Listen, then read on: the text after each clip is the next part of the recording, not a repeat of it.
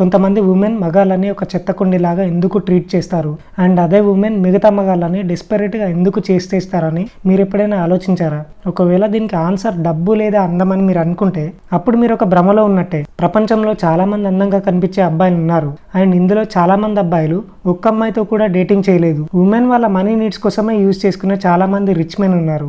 అంటే కేవలం వాళ్ళ ఫిజికల్ నీడ్స్ కోసం మాత్రమే యూజ్ చేసుకునే అబ్బాయిలు ఉన్నారు. సో దీని వెనకాలన్న రియల్ సీక్రెట్ ఏంటి? దీనికి ఆన్సర్ చాలా సింపుల్. హై వాల్యూ మెన్ కి ఉమెన్ ని ఎలా ఇగ్నోర్ చేయాలో తెలుసు. నిజం ఏంటంటే 90% మెన్ అనే వాళ్ళు చాలా ఫూలిష్ గా ఉంటారు. ఒక అమ్మాయి వాళ్ళతో మాట్లాడటానికి చాలా డెస్పరేట్ గా ఉంటారు. హై వాల్యూ మెన్ దీనికి ఆపోజిట్ గా ఉంటారు. ఇలాంటి మెన్ కి అమ్మాయిలని ఎలా ఇగ్నోర్ చేయాలో ఎగ్జాక్ట్ గా తెలుసు అండ్ ఈ విషయమే అమ్మాయిలని ఇన్సేన్ గా చేస్తుంది. మీరే అబ్జర్వ్ చేయండి, అమ్మాయిలు ఒక స్పెషల్ అటెన్షన్ ని కోరుకుంటారు అండ్ ఒకసారి మీరు దాన్ని వాళ్ళకి ఇవ్వటం ఆపేస్తే మీరు వెంటనే మిగతా అబ్బాయిల లిస్ట్ నుండి సపరేట్ అవుతారు. అయితే ఇది ఎలా చేయాలో తెలుసుకోవాలి.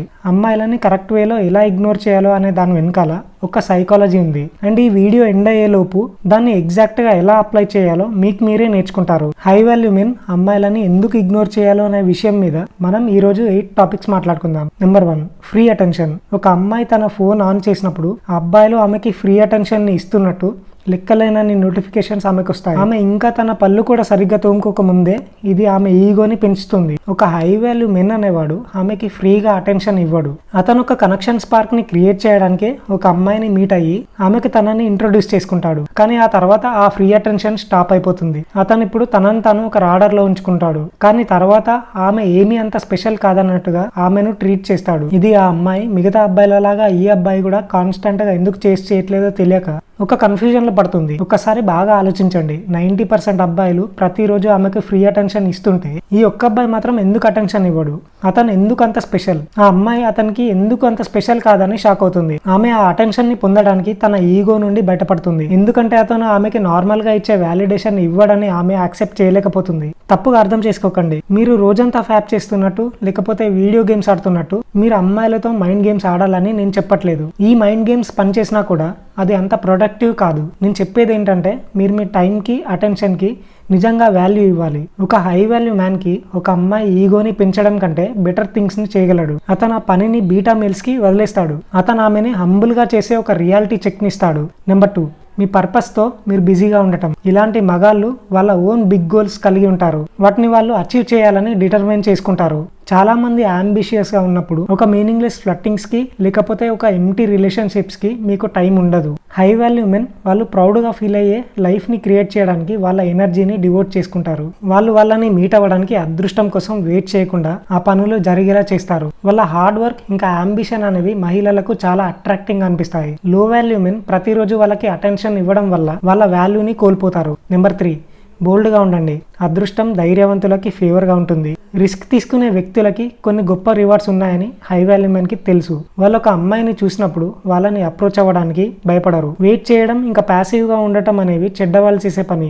ఇది పనిచేయదు. ఇది మిమ్మల్ని సంవత్సరాల తరబడి కాన్స్టాంట్ ఫ్రస్ట్రేషన్కి అమ్మాయిలతో స్ట్రగుల్ అవ్వడానికి దారితీసే మార్గం. ప్యాసివ్గా ఉండటం అనేది అమ్మాయి మార్గం కానీ అబ్బాయి మార్గం కాదు. హై వాల్యూ మెన్ అనే వాళ్ళు లైఫ్లో వాళ్ళకి కావాల్సినది తీసుకుంటారు. వాళ్ళు లైఫ్ని వేస్ట్ కానివ్వరు. అమ్మాయిని ఎలా ఇగ్నోర్ చేయాలో మాట్లాడే ముందు ఫస్ట్ మీరు ఒక మగాడిలాగా వాళ్ళని అప్రోచ్ అవ్వగలగాలి. నెంబర్ 4, ఒంటరిగా ఎలా ఉండాలో నేర్చుకో.